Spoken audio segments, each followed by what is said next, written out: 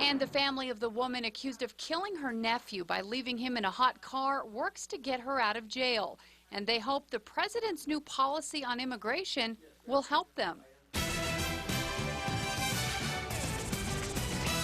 Good afternoon. 19-year-old Sandra Rodriguez-Miramontes is in jail charged with the toddler's death. Her family wants her freed, but there are two major roadblocks in the way.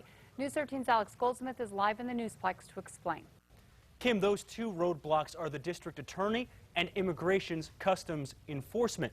Last week, police say Sandra Rodriguez-Miramontes left her nephew, 2-year-old Gabriel Torres, in her car for 8 hours outside of a Northwest Albuquerque daycare where she worked. By the time she realized it was too late and the boy suffocated.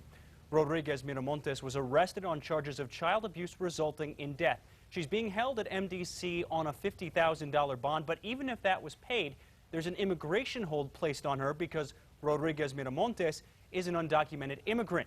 However, she would appear to meet the president's new immigration directive to have deportation deferred. That's because she's an immigrant who came to the U.S. as a child, is a high school grad, and she doesn't have a substantial criminal record. The victim's family says this was a terrible accident and wants the charges against Rodriguez-Miramontes dropped. DA Carrie Brandenburg says that's a factor, but not the only one. It always is a consideration, but for us to say that we don't consider the law, we don't consider the circumstances, we don't consider the issue of public safety would be, I think, very unfair and very inappropriate. Even if the charges are dropped, the president's directive doesn't necessarily keep Rodriguez-Miramontes from getting deported.